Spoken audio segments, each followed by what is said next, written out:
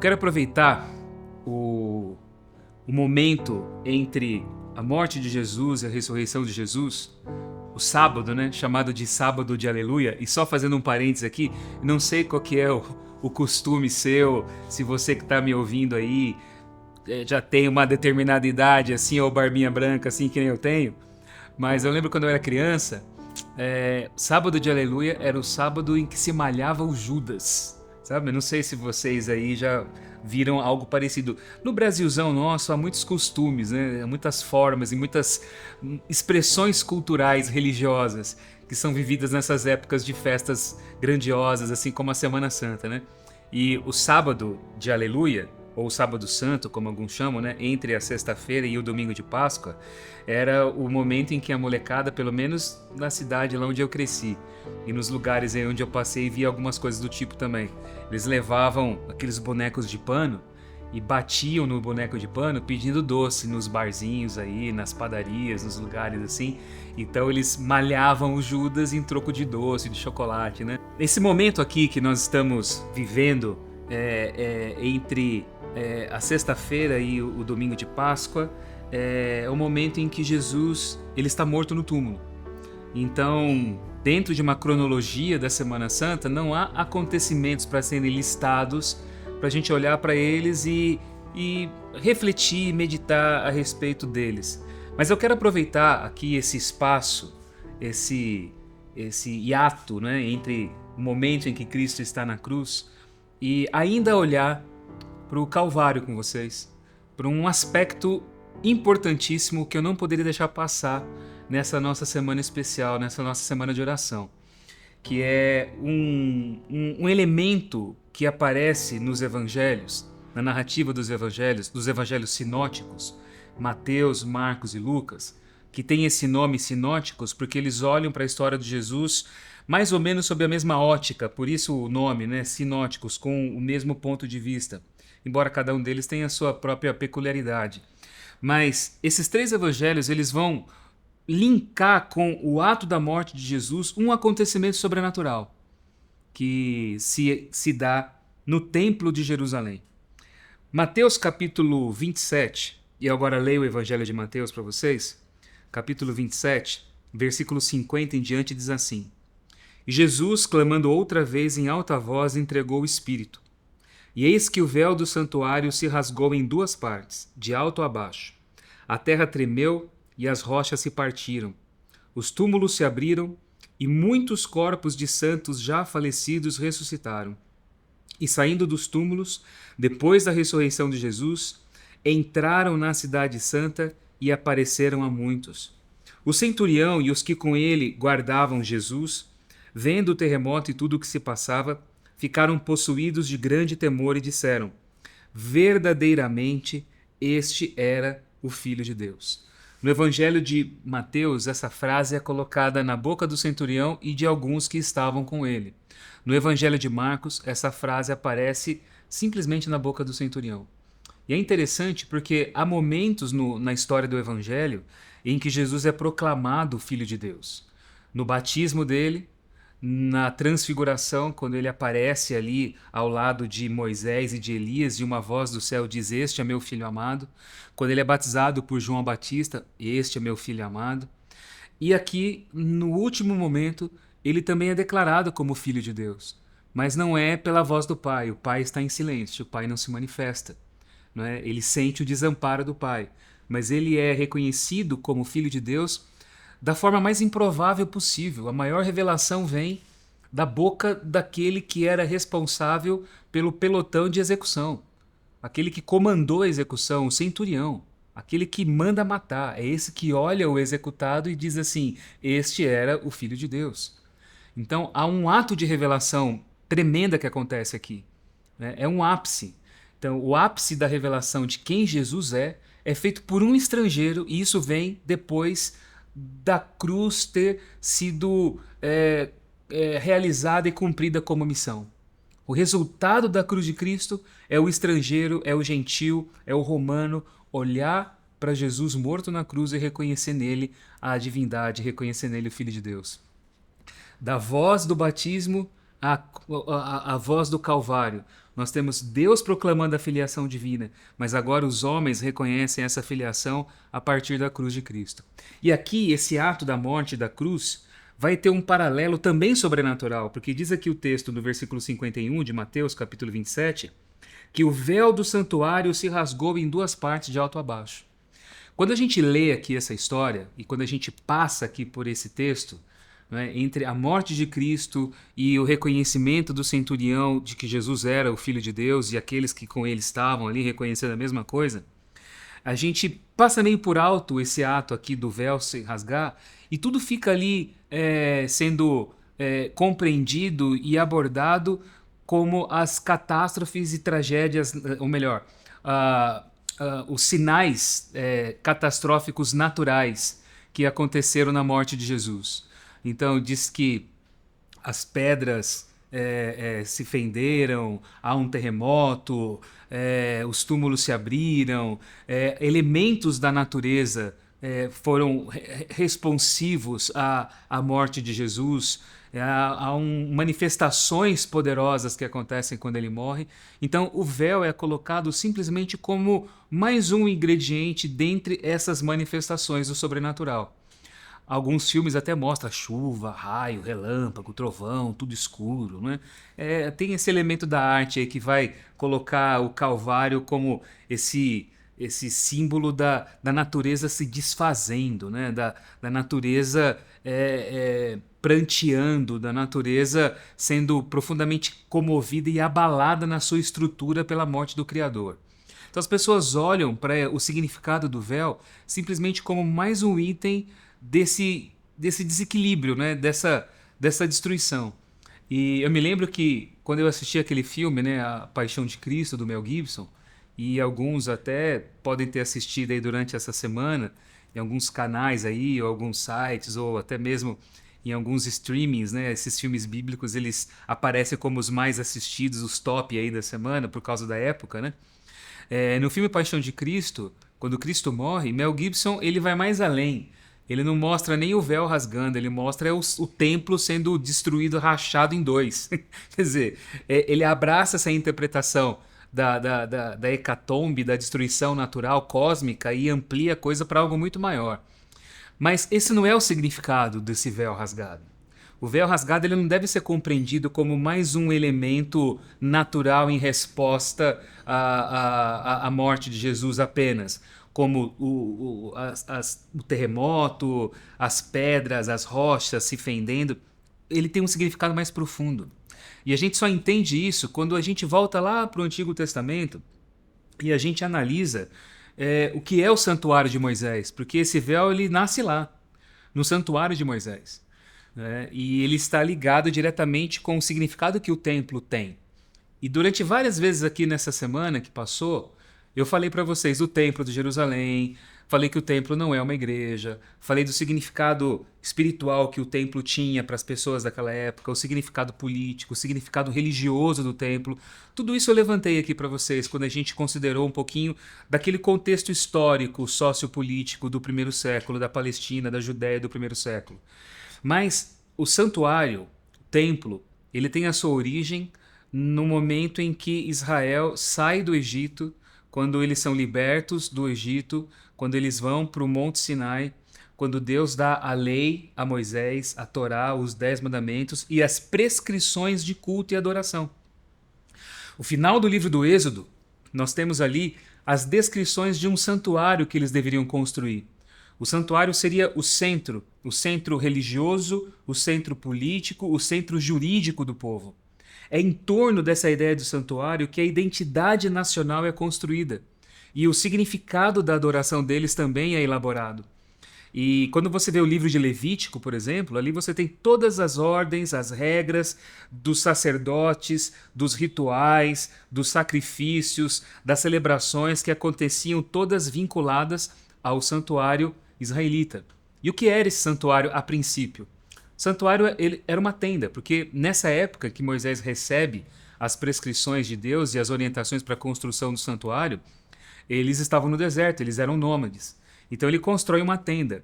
E Deus havia dado orientações específicas de materiais, tecidos, tamanho, disposição arquitetônica, de como aquilo deveria ser construído. Então havia uma cortina um muro de cortina, por assim dizer, que demarcava ali o espaço do santuário, e o santuário ficava no centro do acampamento. As tribos acampavam em volta, cada uma na sua posição correta, na sua ordem, em torno do santuário. No santuário havia um pátio, naquele pátio um altar, onde os sacrifícios, os animais eram mortos e o corpo deles era queimado. Havia também uma pia onde o sacerdote lavava as mãos e os pés antes de entrar no santuário. E quando se entrava no santuário, dentro daquela tenda, você encontrava um ambiente dividido em duas salas. Duas salas, uma sala maior, chamada Lugar Santo, uma cortina espessa, de alto a baixo, não havia espaços ali, e uma outra sala mais interna, uma sala, um ambiente interior, chamado de Santo dos Santos, o Lugar Santo e o Santo dos Santos. No Lugar Santo havia uma mesa com 12 pães, representando ali cada pão, uma tribo de Israel. Havia um altar onde o incenso era oferecido, queimado, e havia um candelabro de 7 braços, que se tornou símbolo do judaísmo e da religião judaica. Em muitas igrejas cristãs, por incrível que pareça, se apropriaram de um símbolo, de um elemento da cultura do templo, e isso faz parte da adoração de muitas igrejas, né? Esse intercâmbio cultural religioso que acontece muitas vezes, ou melhor, o sincretismo religioso que acontece, né? Mas a menorá, o candelabro de 7 braços, ficava ali nesse primeiro ambiente. Atrás daquela cortina havia uma sala, como eu disse, Santo dos Santos, uma sala menor, e ali apenas um único móvel estava colocado, a Arca da Aliança, que era uma caixa de madeira banhada a ouro por dentro e por fora, onde havia ali guardada as tábuas de pedra dos 10 mandamentos, um potinho de maná e uma vara de Arão, o sacerdote, que havia miraculosamente florescido. Uma tampa era colocada sobre essa caixa, uma tampa também de ouro, e havia 2 querubins, 2 anjos, com seus rostos voltados para a tampa, ali. E ali entre esses querubins uma luz misteriosa brilhava, que era a Shekhinah, a luz da presença de Deus. Essa era a disposição do santuário de Moisés. E a forma como o santuário era apresentado e construído mostrava uma verdade, ao mesmo tempo bela, também contraditória.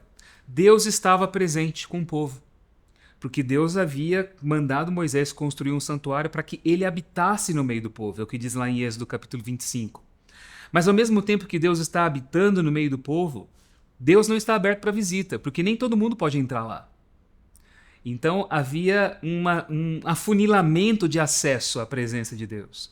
Os homens adultos entravam no pátio e ali eles representavam suas famílias ao exercerem os sacrifícios por eles, pelos seus filhos e pelos seus queridos.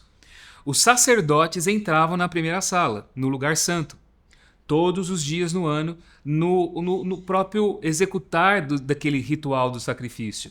Um animal era oferecido, o sangue do animal era oferecido, o corpo do animal era queimado, o sacerdote comia aquela carne do animal, pegava aquele sangue, entrava dentro do santuário com aquele sangue, com as cinzas do animal, misturava aquilo no incenso, colocava no altar, oferecia a Deus aquele sacrifício.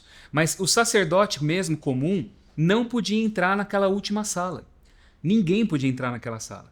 Apenas um dia no ano, no chamado Yom Kippur, ou no dia da expiação, ou no dia do perdão, o sumo sacerdote, o principal, entrava naquela sala para fazer expiação por todos os pecados que haviam ficado registrados ali no santuário durante o ano todo. Isso fazia parte do ritual do povo de Israel. Eu estou aqui simplificando, indo bem direto aqui ao ponto, só para contextualizar a gente do significado da morte de Cristo está atrelada a esse véu. Porque depois que o santuário deixou de ser usado, depois que o povo de Israel conquistou a terra de Canaã, depois que a monarquia foi instaurada e depois que Salomão constrói o templo passa a exercer esse papel central em Jerusalém. Jerusalém é a cidade agora onde a capital do reino é instalada, é a cidade santa, ali governa o filho de Davi, o rei Davídico com quem Deus tinha uma aliança, e ali nós temos também o templo de Jerusalém, onde a presença de Deus se faz visível. É por isso que a Bíblia vai descrever o processo de construção do templo como se fosse Gênesis capítulo 1. né? Em 7 anos o templo é construído, depois Deus ele abençoa o templo, ele está ali, ele descansa no templo de Jerusalém. Então há uma ligação muito forte entre o templo, a criação e o significado que ele possui em relação à presença de Deus novamente com a humanidade. Mas ainda assim, as pessoas não tinham acesso ao templo. Esse templo de Salomão foi destruído, um outro templo foi construído depois que eles voltaram do cativeiro, do exílio da Babilônia, como eu falei para vocês aqui durante essa semana. E esse templo que foi construído depois não era tão grandioso, tão belo quanto o templo de Salomão, mas um pouco antes de Jesus nascer, ele foi embelezado, ele foi expandido, ele foi reformado por Herodes, o rei Herodes, aquele que havia mandado matar os bebezinhos lá, os meninos de Belém. Na intenção de se tornar popular com o povo, já que eles não aceitavam muito bem ele como rei, ele expande o templo e transforma o templo numa coisa grandiosa, a ponto dos discípulos chamarem a atenção de Jesus. Olha que pedras, que maravilha, que construção. E Jesus diz, não ficará aqui pedra sobre pedra. Mas o templo era um lugar onde havia uma mensagem muito forte. A humanidade entra na presença de Deus apenas por representação. Não há caminho, não há acesso livre diante de Deus. E aquela cortina ali, que separava os ambientes, ela era a prova de que havia uma realidade no relacionamento entre Deus e a humanidade que havia colocado aquela cortina lá. E aquela realidade era o pecado. Aquela realidade era a constatação de que os seres humanos não tinham condições, não eram adequados, não tinham possibilidades de estar por si mesmos diante de Deus. Não havia liberdade, não havia um caminho, não havia um acesso. Havia momentos em que Deus, na sua bondade, recebia a humanidade. E recebia ainda a humanidade por meio de uma representação simbólica feita por um sacerdote, por aquele que fazia a ponte, por aquele que é o pontífice, o construtor da ponte entre o homem e Deus. Essa é a função do sacerdote. Mas aqui, quando nós lemos o registro dos evangelhos sobre a morte de Jesus, nós vemos que em meio a todo aquele caos que aconteceu na natureza, a todas aquelas manifestações sobrenaturais, a toda aquela resposta que o planeta deu para a morte do Criador, para a morte de Jesus, um episódio único, que não está atrelado às causas naturais, acontece lá no templo. Aquele véu que separava o lugar santo do Santíssimo, ele se rasga de alto a baixo, de uma forma invisível, por mãos invisíveis. O véu é rasgado. O interior do templo, a sala mais íntima, agora ela está aberta. Depois que aquele véu foi rasgado, não foi o templo que foi destruído, mas depois que o véu foi rasgado, tudo aquilo que aquele véu representava perdeu seu significado, perdeu seu valor. E é aqui que vem essa grande revolução, esse grande ensino de liberdade que esse véu rasgado nos ensina.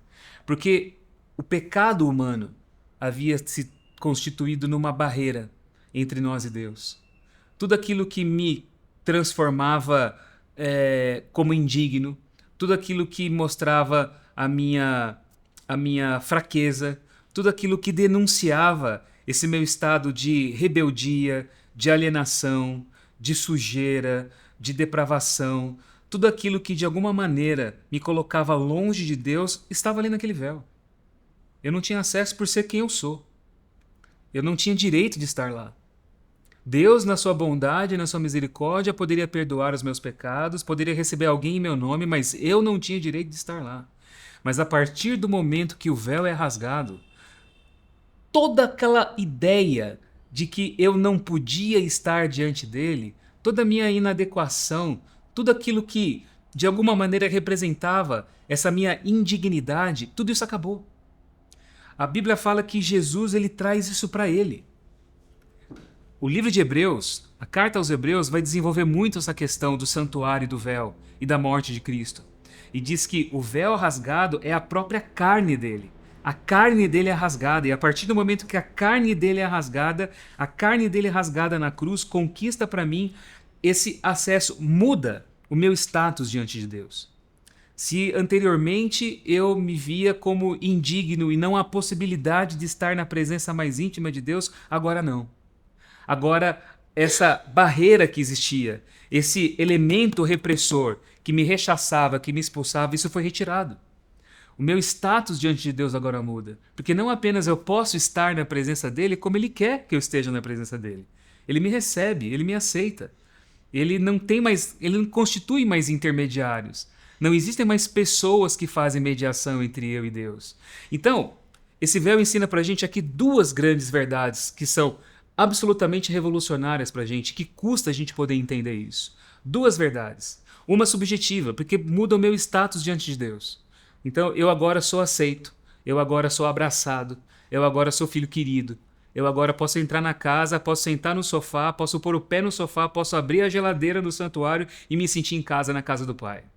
É o pai do filho pródigo, que recebe o filho e faz o churrasco, e faz a festa, e faz o forró, para receber o filho pródigo que havia gastado tudo, mas que arrependido voltou para casa.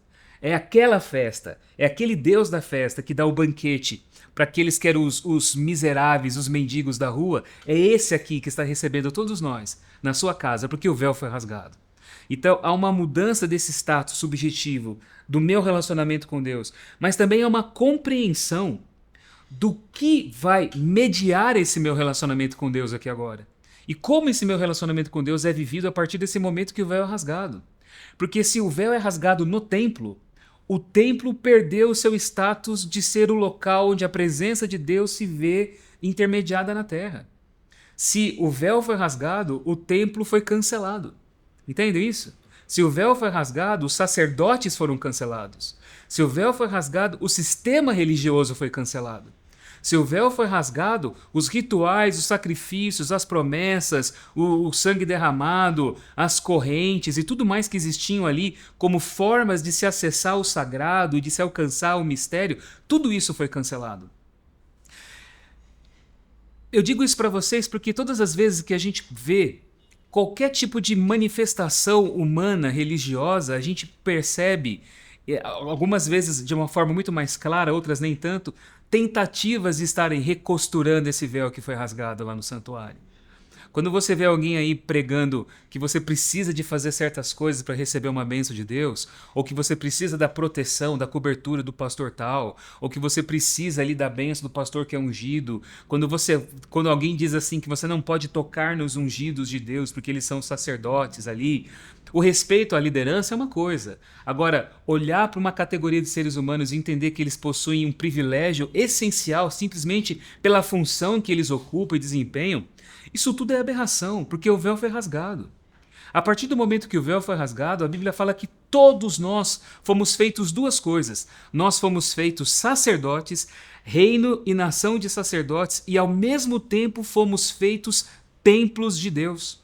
Aquilo que Jesus havia feito lá na segunda-feira da Semana Santa, quando ele expulsa os vendilhões do templo e não permita que ninguém ali carregue os seus vasos, utensílios sagrados, ele interdita o templo, ele concretiza agora no momento da morte dele. Acabou o templo, acabou o sacerdócio, acabou o significado do santuário. Não há mais sacerdotes humanos, não há mais templos humanos, não há lugares de acesso especial a Deus. Nós nos reunimos, eu falo o que eu disse para vocês aqui na segunda-feira, nos reunimos como comunidade, como grupo de fé, como igreja, como agremiação religiosa, para celebrar a presença de Deus em nossa vida. Mas Deus está em todo lugar. Eu sou templo de Deus, você é templo do Senhor. Eu sou habitado pelo Espírito, você é habitado pelo Espírito, nós somos o templo do Senhor. Eu não tenho que dar dízimo para conquistar a favor de Deus. Eu não tenho que frequentar semanalmente nos dias de culto os rituais para receber a bênção de Deus. Eu não tenho que fazer desafios de oferta para receber a bênção de Deus. Eu não tenho que pensar que a oração de um pastor ou um líder religioso, um bispo, um apóstolo, um padre, ou quem quer que seja, vai ter um acesso maior a Deus do que a minha oração que eu faço na minha casa ou em qualquer lugar. Porque eu tenho liberdade para estar diante de Deus sendo quem eu sou, a hora que for, em lugar que eu estiver. Tudo mais que a gente vê hoje como elemento religioso vai trazer um fetiche do templo que já perdeu seu significado. É por isso que a gente vê esse sincretismo religioso do templo em muitas igrejas. É por isso que a gente vê essa busca por olhar o funcionamento, as engrenagens dos rituais do Antigo Testamento e procurar algum tipo de equivalente a eles na realidade da igreja. É por isso que a linguagem da igreja ela se apropriou da linguagem do templo de Jerusalém. A igreja vira templo, o pastor vira sacerdote, a oferta, o sacrifício e tudo mais. Esse arcabouço de vocabulário do templo ainda é usado para descrever aquilo que acontece no culto de muitas igrejas. Porque é uma forma de se manter o controle, de se costurar esse véu de novo, de colocar acepção de pessoas, de separar as pessoas em categoria de importância, de colocar Deus como produto ou subproduto do controle de uma determinada casta de pessoas e colocar toda uma comunidade inteira debaixo da autoridade desse pequeno grupo que pode impor aquilo que eles quiserem porque somente eles têm esse acesso a Deus. E coloca na cabeça das pessoas que esse acesso a Deus só vai ser concretizado na minha vida se eu tiver que oferecer algum tipo de sacrifício. E eu vou desenvolvendo um relacionamento utilitário com Deus. Deus só é Deus para mim se eu der para Ele aquilo que Ele quer, porque eu quero aquilo que Ele pode me dar. E eu não vou vivendo essa alegria de ser aceito, recebido, amado, desejado por Deus, que é o que de fato o véu rasgado do santuário me ensina. A partir do momento que eu entendo que em Cristo o santuário acabou, E tem muita gente que não consegue entender a dimensão do que esse véu representa, porque enxergam Jesus como um sacerdote levítico. Enxergam Jesus ainda como um sacerdote que lá no santuário do céu está exercendo o seu ofício de sacerdote levítico no céu, no santuário celestial, na presença de Deus. Quando, na verdade, a Bíblia não ensina isso. A Bíblia diz outra coisa. E eu vou terminar lendo esse texto aqui para vocês. Hebreus capítulo 6, verso 18 em diante, ele diz assim: E ele fez isso para que, mediante duas coisas imutáveis, nas quais é impossível que Deus minta, nós que já corremos para o refúgio, tenhamos forte alento para tomar posse da esperança que nos foi proposta. É impossível que Deus minta e Ele quer que você que já correu para o refúgio dele tenha essa convicção, essa certeza. Temos essa esperança por âncora da alma, segura e firme, e que entra no santuário que fica atrás do véu. O santuário, o Santo dos Santos, que está atrás do véu, onde Jesus, como precursor, entrou por nós, tendo se tornado sumo sacerdote para sempre, segundo a ordem de quem? Não de Levi, não do sacerdócio levítico, mas segundo a ordem de Melquisedeque. Então, todo o sacerdócio levítico se tornou obsoleto.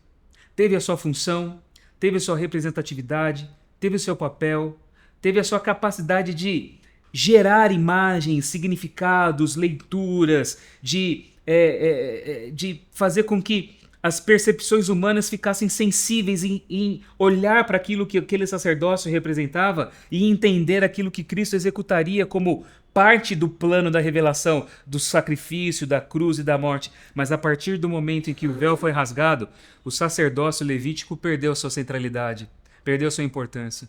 Porque agora o sacerdote é Melquisedeque. Jesus entrou no segundo véu, entrou no Santo dos Santos. É meu sacerdote e transformou a mim e a você em sacerdotes. Você não precisa de pastor, você não precisa de campanha religiosa, você não precisa de guardar mandamento, você não precisa de dízimo, você não precisa de oferta, você não precisa de nenhum tipo de promessa, você não precisa de nada disso para estar diante do Pai na plena liberdade de reconhecer o valor, o amor que você recebe dele, a singularidade que você recebe dele e o privilégio que você tem de entrar num relacionamento íntimo com ele agora, por aquilo que Jesus fez por você. Qualquer pessoa que tenta colocar intermediários está levantando o véu novamente, está pecando contra o significado da cruz de Cristo, contra o sangue do Senhor. Hebreus chama isso de apostasia. Apostasia na nossa cabeça tem a ver com aquele negócio, né? O cara, ele ia na igreja, agora ele não vai mais, ele não bebia, agora ele bebe, ele não escutava tal música, agora ele escuta de novo, ele não assistia tal filme, agora ele assiste. É tudo que tem a ver com comportamentozinhos bobos, assim. Isso pra gente é apostasia, né? A Bíblia fala que a apostasia maior, ela se manifesta nos ambientes religiosos, quando o ser humano usurpa o controle de Deus, quando ele se coloca no lugar de Deus para poder oprimir através de uma espiritualidade pervertida e doentia o coração de outras pessoas. Agora a cruz de Cristo libertou você completamente disso. Por isso, você é sacerdote de você mesmo. Você está livre na presença de Deus. E você sabe que se você frequentar um local de adoração, você faz isso para celebrar Deus na tua vida. Se você quiser colocar o seu dinheiro em em campanhas de igreja, em dízimo, oferta, você faz isso por vontade tua, porque você se identifica com aquelas causas e você quer fazer com que aquilo abençoe outras pessoas. Mas você não está comprando favor nenhum de Deus, porque você não depende disso para ser aceito por Ele.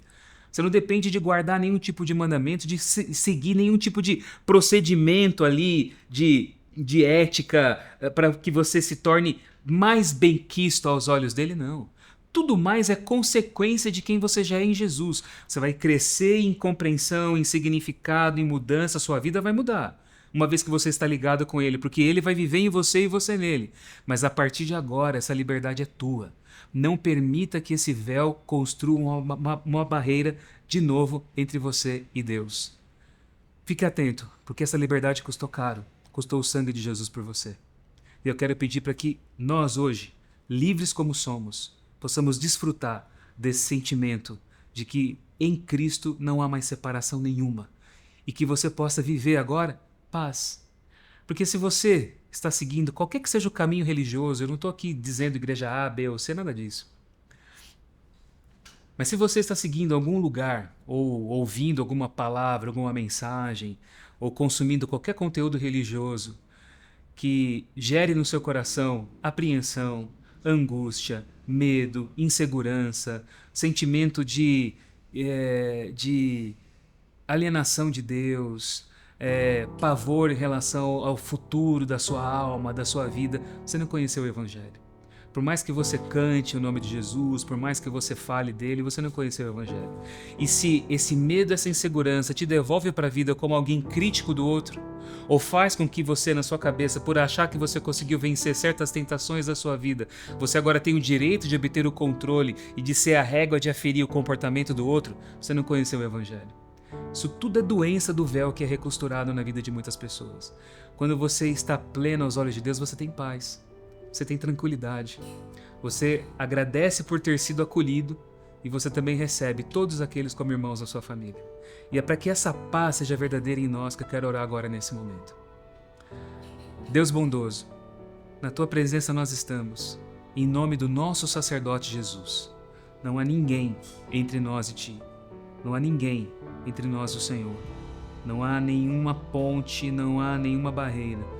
Nós somos recebidos e aceitos plenamente em Ti e agradecemos por isso, por saber que aí diante da Tua face Jesus representa cada um de nós e é pelo sangue dele que nós temos acesso ao Senhor. Eu peço que o Senhor nos liberte agora de todo medo, de todo controle que a gente tem sofrido em nome da religião. Peço que o Senhor quebre todos os laços, todas as ideias erradas, as falsas compreensões, todo abuso feito em nome da fé, para que o Senhor coloque os nossos pés firmes na certeza que está ali além do véu, essa âncora da alma, que garante para nós salvação, e não apenas isso, mas dá para nós um sacerdócio de vida. E é para desempenhar esse sacerdócio, essa representação da Tua face na terra, que eu peço que Teu Espírito seja derramado sobre cada um de nós agora. Traga paz à nossa vida. Traga restauração, cura para as nossas emoções, porque eu sei que tem muita gente ferida e magoada pela religião me ouvindo agora nesse momento. Que o Senhor traga cura para essas feridas e sentido de vida para cada um de nós. É que eu te peço pelo sangue e pelo nome de Jesus. Amém. Amém.